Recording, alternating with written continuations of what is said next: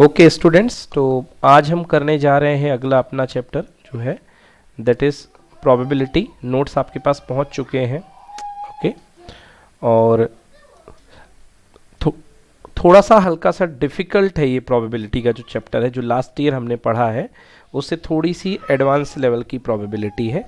तो आज बहुत बेसिक से इस चैप्टर को मैं उठा करके स्टार्ट करता हूँ। ओके, तो पहले मैं इंट्रोडक्शन दे देता हूँ प्रोबेबिलिटी का। सो what is probability? It is the study of chance. So okay,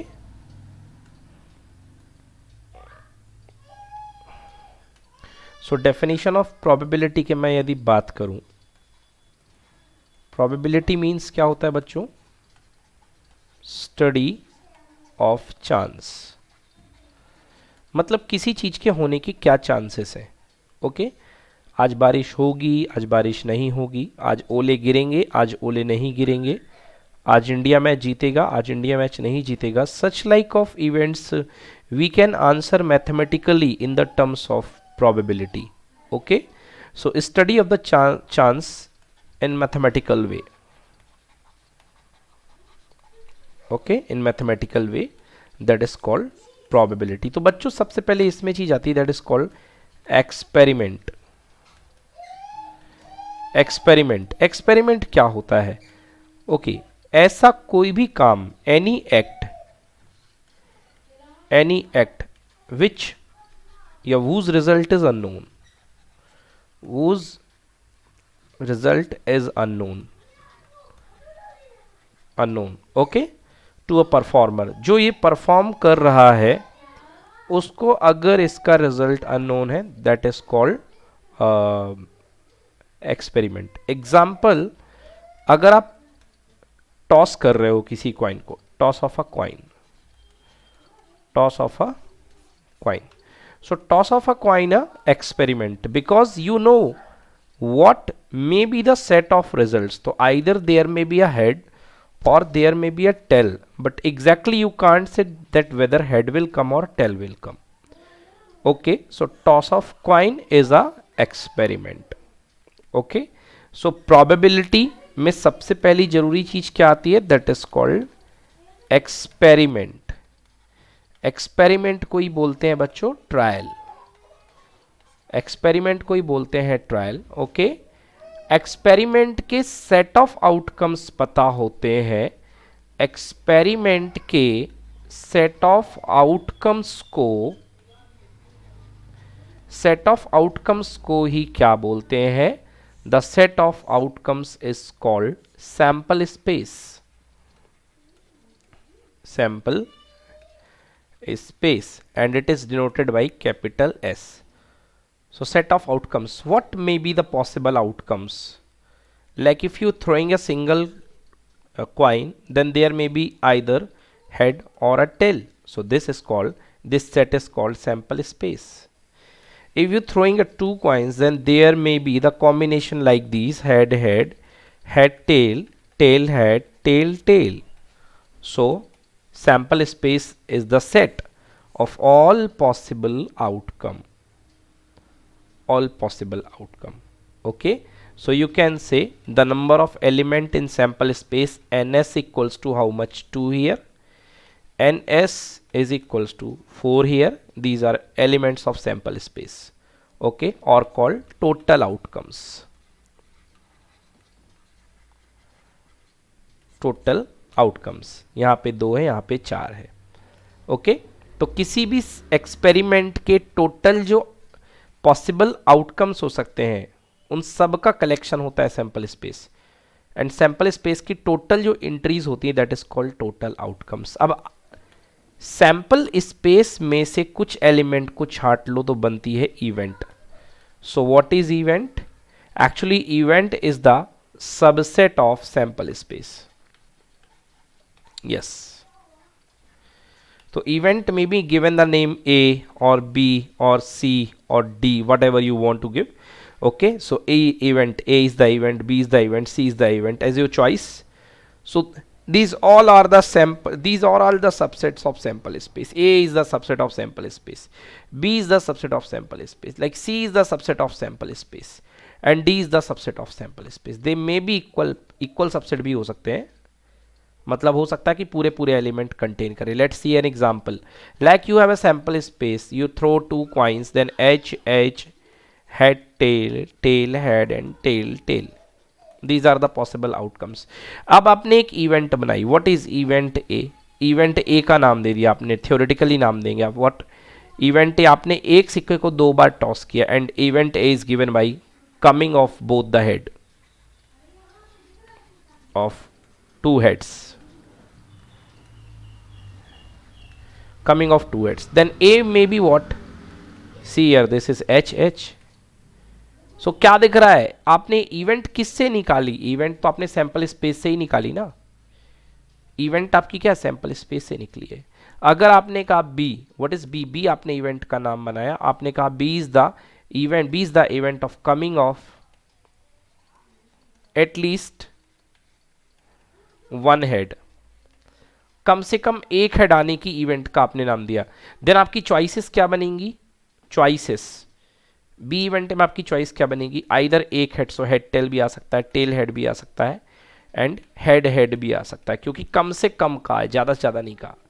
कम से कम एक हेड तो अधिकतम 2 हेड भी आ सकते हैं। So there may be maximum 2 heads, as you said at least 1 head you require.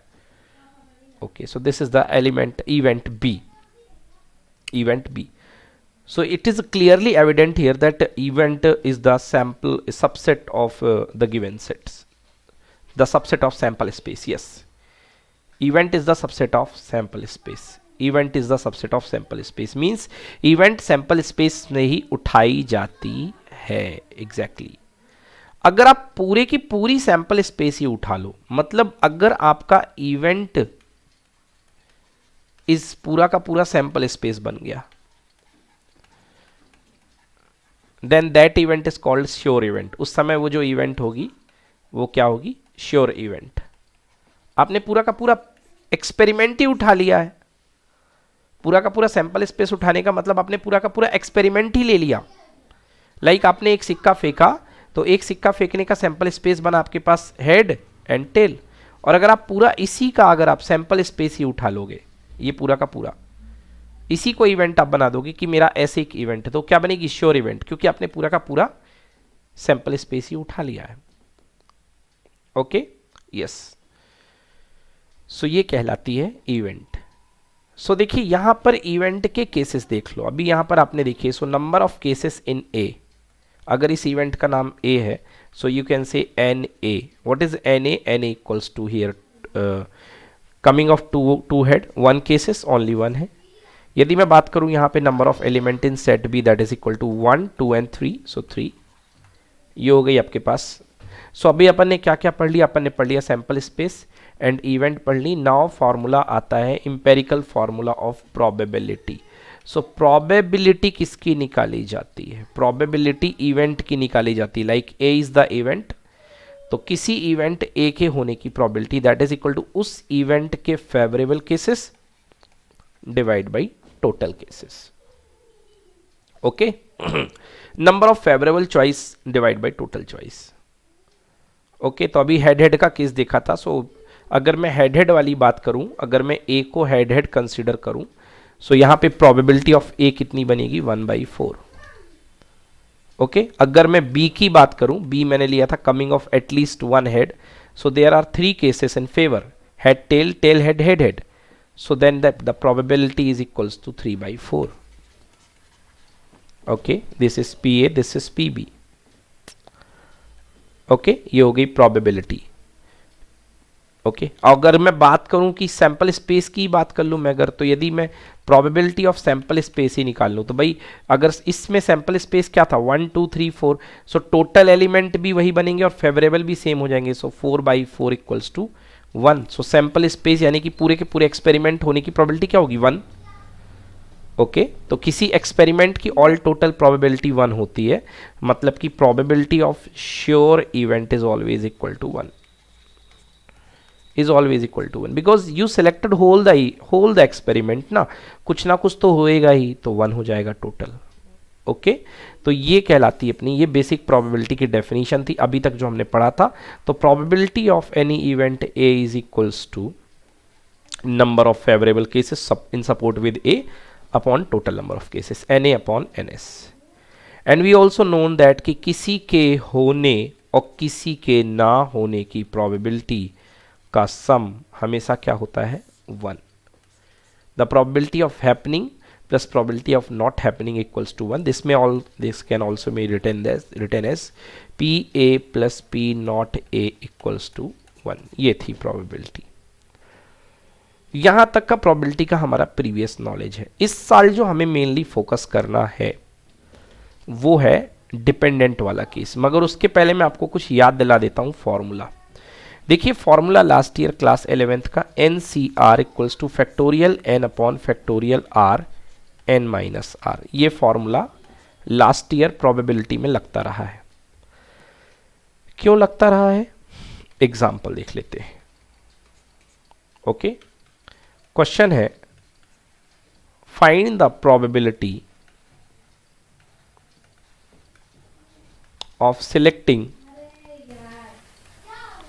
two black kings. Find the probability of selecting two black kings. Okay, दो black king आपको निकालने हैं out of a deck of card.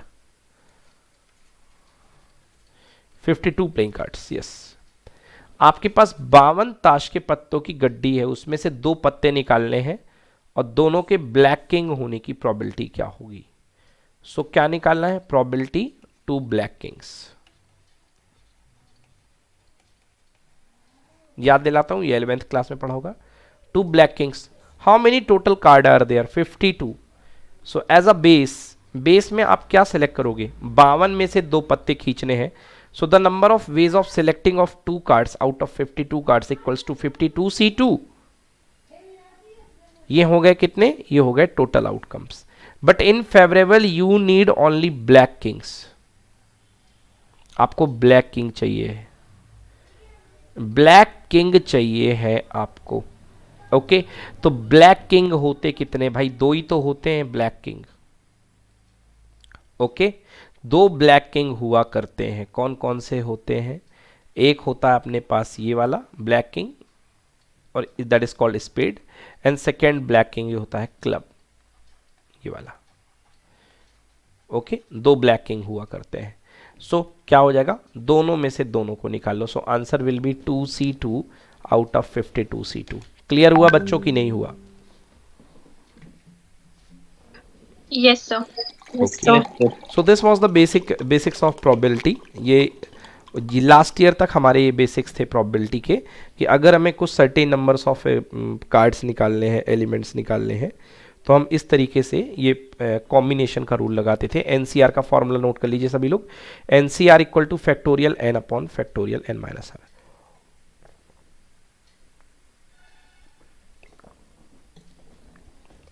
Okay, अगर आप NCR का apply करना भूल चुके हैं तो मैं एक बार आपको बता देता हूं एग्जांपल के लिए. Like 10C3.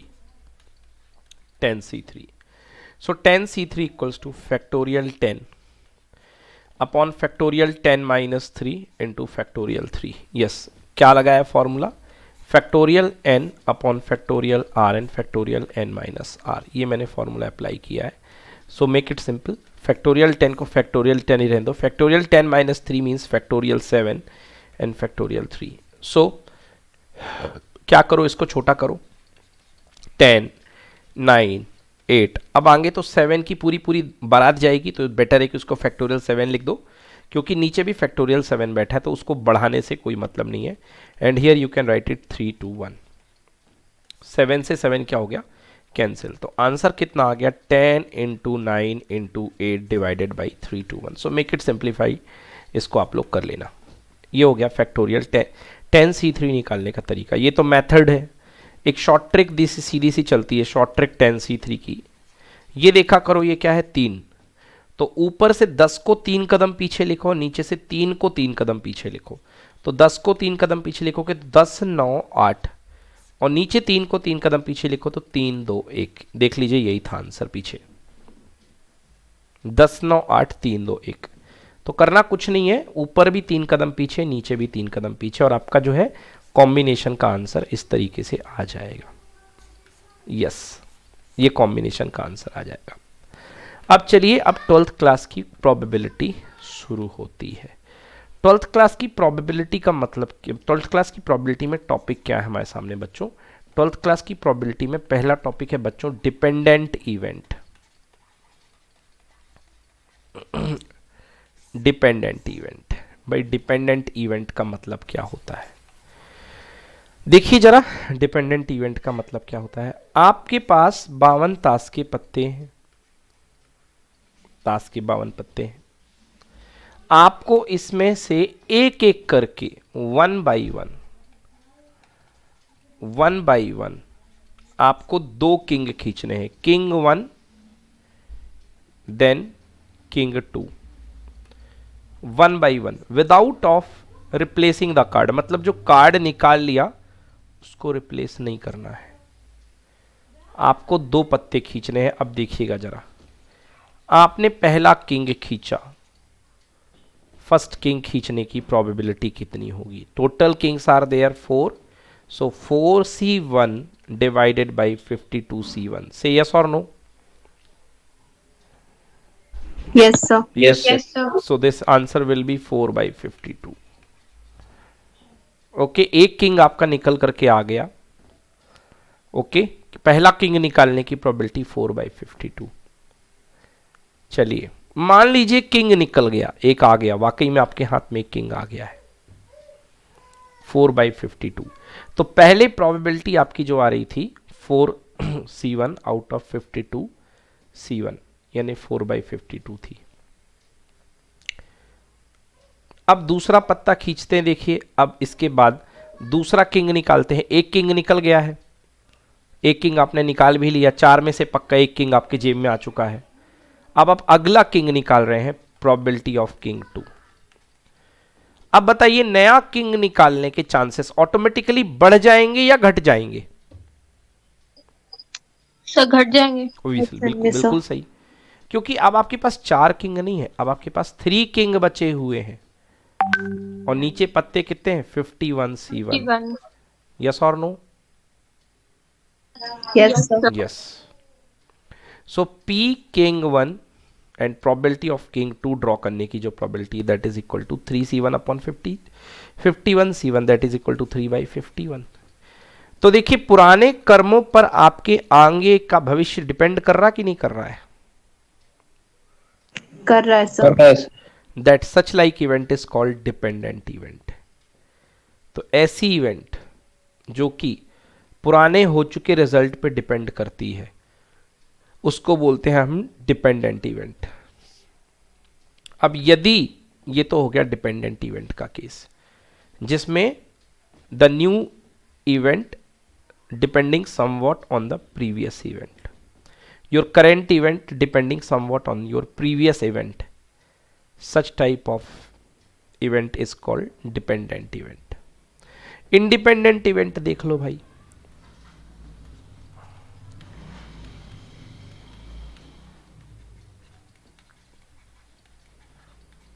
independent event, you have 52 cards and you need to select one king, you need to select 2 kings one by one। 2 king आपको सिलेक्ट करना है, बट रिप्लेसमेंट अलाउड है, आप रिप्लेस कर दोगे, कार्ड को निकालने के बाद अपने जेब में नहीं रखोगे, रिप्लेसमेंट इज अलाउड, अलाउड। चलिए तो पहला पत्ता आपने निकाला, first card, so first card you have drawn, so you have total favourable choice कितनी है आपके पास? चॉइस वाले कितने पत्ते हैं? 4 पत्ते, 4 किंग होते हैं क्योंकि, एंड टोटल कितने हैं? 52c1। बोलो बच्चों यस और no? Yes sir. Okay, yes sir. एक किंग निकाल लिया, देन पत्ते को वापस रिप्लेस कर दिया, रिप्लेस कर दिया तो 52 थे, और अब फिर से कितने हो गए बताओ? अगेन 52। Yes sir. अब फिर दूसरा पत्ता निकाल रहे हो, P king 2, again probability 4c1 upon 52c1। बोलिए यस और no?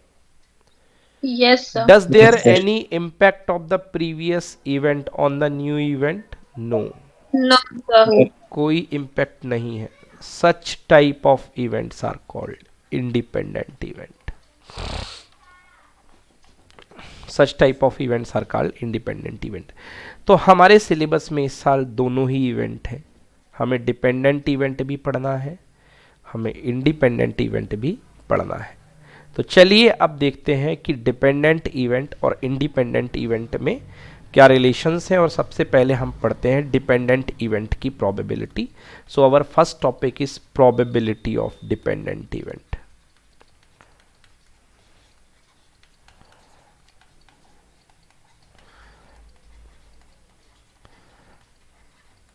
Okay, probability of dependent event. So formula is probability. Probability of happening of event B when A is already occurred. अगर A हो चुकी है तो B के होने के क्या चांसेस होंगे? अगर A ऑलरेडी हो चुकी है तो B के होने के क्या चांसेस होंगे? दिस इज इक्वल टू, सबसे पहले कौन होगा बोलिए, ए होगी कि बी होगी? बेस में कौन है? ए, तो पहले ए होगी। Yes, so what does it mean? This symbol P B by A, और somewhere it is also can be written as P B slash A. This means probability of happening of B when A is already occurred. When A is already occurred, अगर A already हो चुकी है तो B के होने के क्या chances होंगे? मतलब पहले A हुई होगी, A के होने के बाद ही B होगी। तो कैसे समझो, धीरे धीरे समझ में आएगा ये फॉर्मूला इसका भी। P B oblique A is equal to, बेटा नीचे आएगा पी ए, मतलब पहले पी ए को हो जान दो, देन ऊपर क्या आएगा? ऊपर आएगा पी ए इंटरसेक्शन बी, मतलब ए के कॉमन केसेस में देखो बी कहां पे हो रही है, क्योंकि ए के होने पर डिपेंड कर रही है बी, तो ए के होने के कॉमन केसेस पर बी कहां डिपेंड कर रही है? P A intersection B. Okay, yes, इसको सॉल्व कीजिए। फॉर्मूला क्या बनेगा? probability is equal to होता है number of favorable outcomes, so P A intersection B may be written as N A intersection B by NS upon N A by NS। NS से NS cancel, formula लिखिए बच्चों सभी लोग, P B oblique A that is equal to number of element is A intersection B whole divided by NA। मतलब A के total cases में से आपको वो केसेस उठाना है जो बी के साथ मैच कर रहे हैं। बोलो क्लियर हुआ कि नहीं हुआ? Clear sir. N A intersection B upon N A. एक और बार देखो, अगर मैं कहूं पी पहले बी हो रही है फिर ए हो रही है, तो आप क्या कहोगे? नीचे आएगा पी बी और ऊपर आएगा पी बी इंटरसेक्शन ए। तो चाहे बी इंटरसेक्शन ए कहो चाहे ए इंटरसेक्शन बी कहो, बात बराबर होती है। तो ये हो जाएगा N A intersection B, probability upon N S हो जाएगा, एंड यहाँ N B by N S. N S से N S cancel, so answer P A conditional B, this is equals to, A conditional B बोलते हैं बच्चों इसको, N A intersection B upon N B. मतलब जो base में आएगा उसके पॉइंट्स नीचे रहेंगे और ऊपर किसके रहेंगे? दोनों के कॉमन पॉइंट। ओके, तो बेस वाली इवेंट में कितने कॉमन पॉइंट इसके हो रहे हैं वो देखा जाएगा। क्लियर हुआ? यस, ठीक है ना? सो इस तरीके से ये बन जाएगा। चलिए एक प्रैक्टिकल एग्जांपल लेते हैं। प्रोबेबिलिटी ऑफ हैविंग रेन, अगर क्लाउड आ चुके हैं तो रेन के होने की प्रोबेबिलिटी क्या होगी? यस, क्योंकि क्लाउड पहले आएंगे रेन बाद में होगी।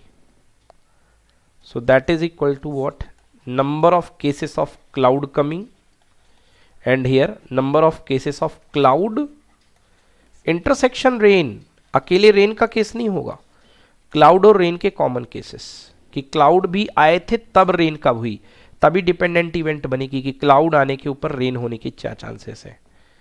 बोलो क्लियर हुआ कि नहीं हुआ? सर ये एग्जांपल एक बार फिर से बताइए। एग्जाम्पल मैंने कहा अगर क्लाउड आ चुके हैं तो रेन के होने की प्रोबेबिलिटी क्या होगी। Okay so Okay, sir. नीचे आएगा probability of cloud means N cloud upon N S, और ऊपर क्लाउड इंटरसेक्शन रेन जो होता था ना अभी P A intersection B, yes sir. तो दोनों का इंटरसेक्शन। क्लियर हुआ कि नहीं हुआ? Okay sir.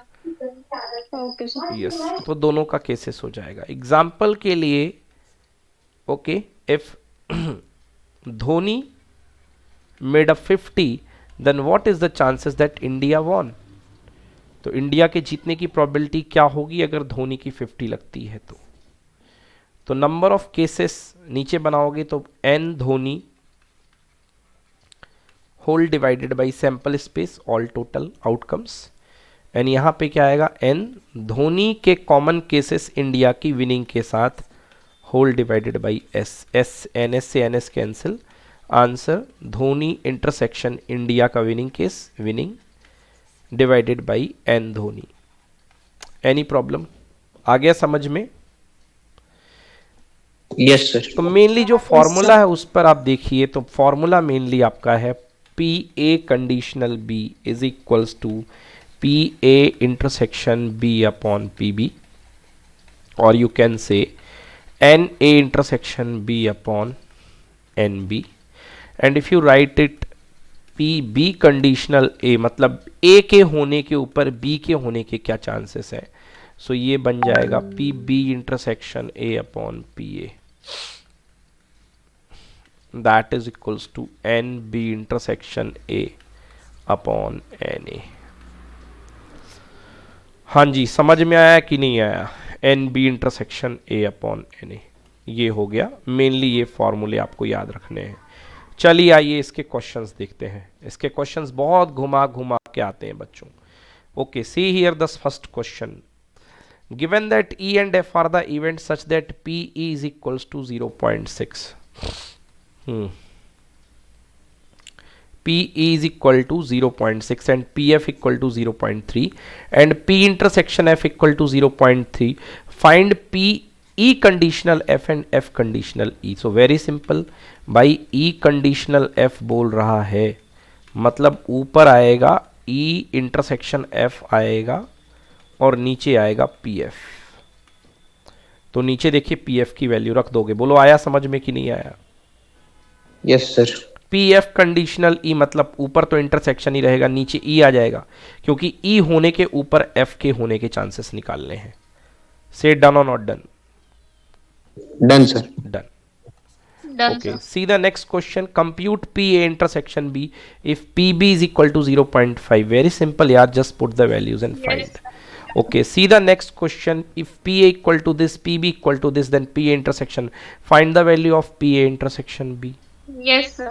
Okay and PA oblique B and PA union B। चलो भैया, तो सबसे पहले आपने हमें PA दे रखा है, PB दे रखा है, कंडीशनल दे रखा है, तो सबसे पहले तो यही निकल करके आएगा क्योंकि PB conditional A is equal to number of element, या you can say PA intersection B upon PB PA। Okay बच्चों, तो इससे क्या निकल करके आगे देखिए, प्रोबेबिलिटी कितनी दी गई है B बाई ए की 0.4, तो 0.4 इज इक्वल टू ये निकालना है ऊपर, तो इसको रोक लो यहीं पर, PA conditional intersection B upon PA is how much 0.8, तो 8 4 32 आंसर आ गया 0.32। ये आ गया A इंटरसेक्शन B 0.32। अब इसके बाद क्या निकालना है? PA इंटरसेक्शन B, तो फॉर्मूला ये होता है, ये वैल्यू रख दो, ये निकाल लो। देन इसके बाद ये फॉर्मूला तो आप लोगों ने आंगनबाड़ी में पढ़ा ही होगा, PA union B equal to PA plus PB minus A intersection B। पढ़ा है ना बच्चों दलिया खाते खाते? बोलो यस सर। बड़ा yes yes. Then next question, अगला क्वेश्चन देखिए, PA union B is equal to this है, ये देखो ये मूर्ख बनाने की कोशिश चल रही है ना। तो कह रहा पी ए यूनियन बी, तो भैया जब तक आप इंटरसेक्शन नहीं निकालोगे यूनियन कैसे निकाल लोगे। तो 2 times of P A union B equal to P, तो एक इससे पी बी तो यही दिया है और 2 नीचे चला जाएगा तो 5/26 आ जाएगा पी ए। ये लो भैया पी ए आ गया 5/26, पी ए मिल गया, पी बी मिल गया, और पी ए कंडीशनल बी दिया हुआ है तो उससे इंटरसेक्शन आ जाएगा। Then you can find this. बताओ बच्चों बन रहा है, देखो अच्छे से जी भर के देखो। Yes sir. चलो नेक्स्ट देखो अगला question number 5। If P A is equal to this, P B equal to this and P A union दे दिया है। Okay well let me check, A union B ही है ना, हाँ ठीक है ए यूनियन बी है, हाँ ठीक है ए यूनियन बी।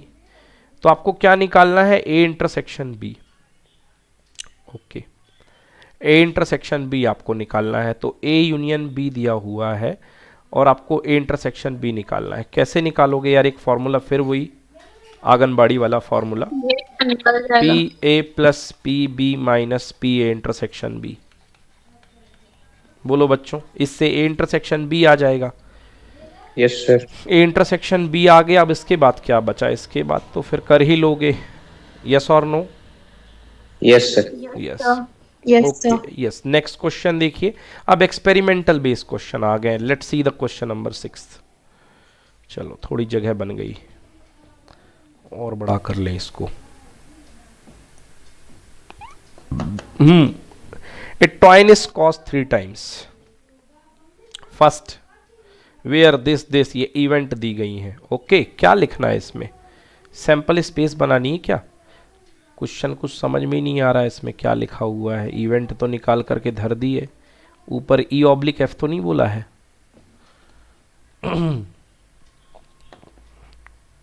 ओके जरा बुक में देखिएगा, कुछ ई ऑब्लिक एफ वगैरह बोला है क्या।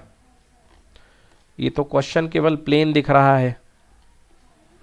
ए coin is toss 3 times where this event निकाल करके रख दी है।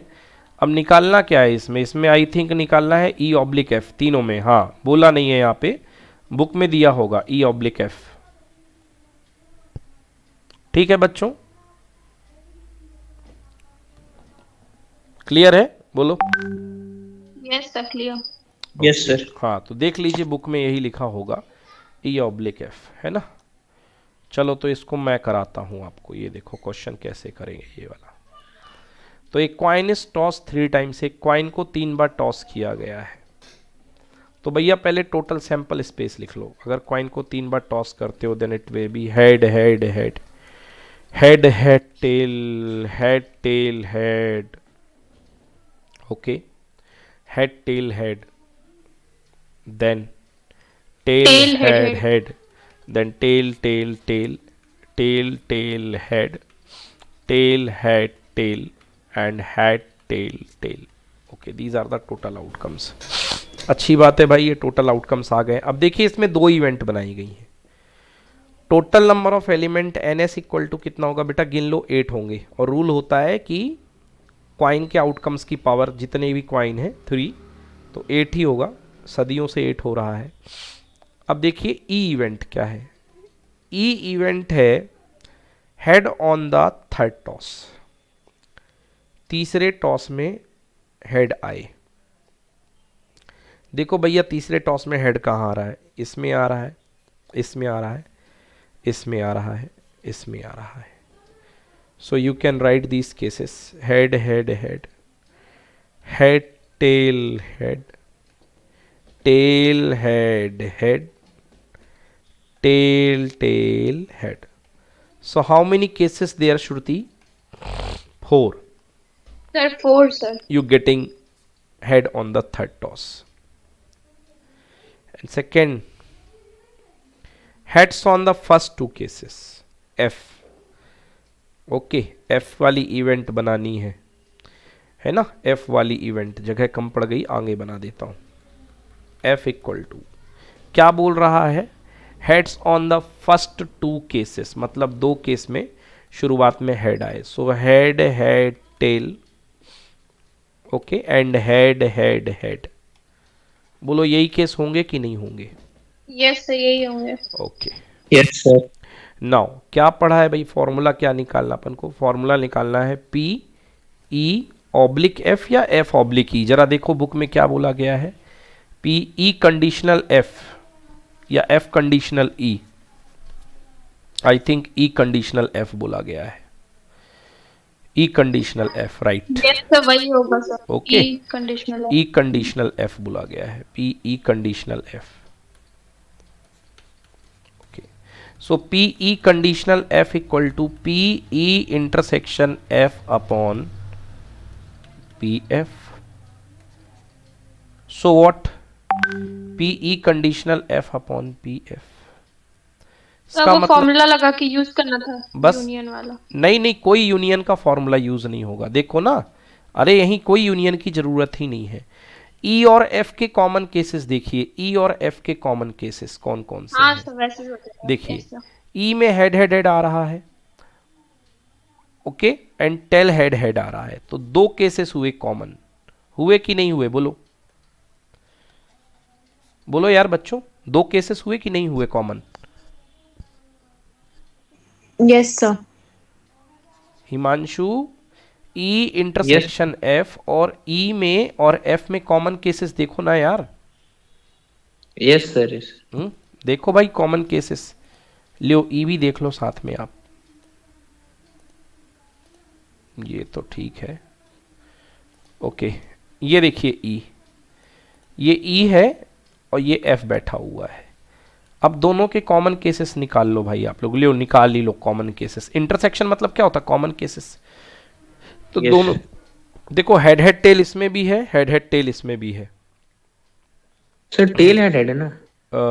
यस सर मुझे भी सर कंफ्यूजन हो रहा है। यहाँ पे एक मिनट मैंने लिख दिया है heads on the first two cases, okay, तो एक ही कॉमन है, नॉट टू केसेस, ओनली एक ही कॉमन है, ओके, यस बोलो सर। एक ही कॉमन है ना, हेड हेड हेड, हाँ ये नहीं एक हुआ common है। Common, sorry, thank you so much बच्चों, only one cases is common, that is head head head and head head head, बोलो यस और नो, यस यस ओके। तो इसके करस्पॉन्डिंग प्रोबेबिलिटी क्या निकल करके आएगी, वन केसेस है, सो ये बनेगा 1/6 ऊपर, बोलो यस और no, yes yes sir. Sir. And P F, F के केस कितने थे, 2, तो ये बनेगा 2/6, 6 से 6 क्या हो गया बच्चों, कैंसिल, आंसर कितना 1/6, समझ में आया कि नहीं आया?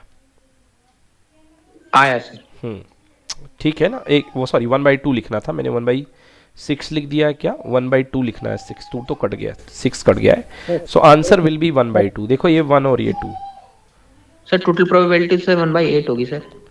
नहीं नहीं, टोटल प्रोबेबिलिटी 1/8 क्यों होगी भाई, हम ये निकाल रहे हैं ना, नहीं सर, यार, NS यस सर 1/8 होगी सर, 6 तो नहीं sir, number of total number of outcomes 8 है। ओ ये बोलो टोटल प्रोबेबिलिटी नहीं नंबर ऑफ आउटकम्स, ये कंफ्यूज हो गया, हाँ ये राइटिंग मिस्टेक हो गई, मेरे मन में 8 की फीलिंग चल रही है मगर लिख दिया मैं 6 लिख गया गलती से, 6 तो पासे में होता, मेरे मन में पासे चल गए, सॉरी बच्चों, तो 1/2 इज द आंसर, 8 से 8 कैंसिल हो जाएगा, बोलो आया समझ में कि नहीं आया?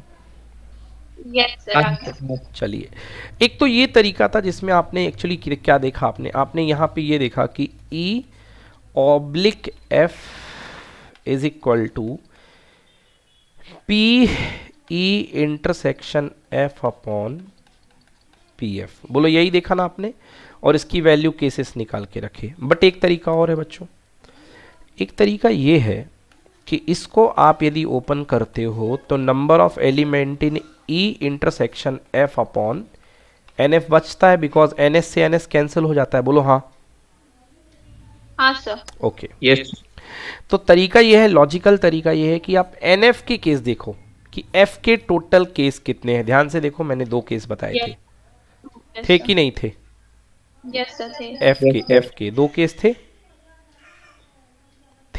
यस बस, यस सर थे। तो आपको केवल 2 केस देखना है एफ के, जैसे डायरेक्टली क्वेश्चन से ही आप अटैक कर दो, heads on the first 2 cases, तो heads on the first 2 cases में कौन कौन से केस हुए, head head head head head tail, बोलो और कोई होगा, यही होंगे ना 2, यस यस ओके, और हेड्स अंडर 2 केसेस, ये आपका बन गया बेस, मतलब जो सिलेक्ट करना है वो इसी में से सिलेक्ट करना है, क्योंकि ऊपर देखो क्या बैठा हुआ है, एन ई इंटरसेक्शन एफ बैठा हुआ है, मतलब ई और एफ का कॉमन, मतलब जो सिलेक्ट करना आपको इसी में से सिलेक्ट करना है।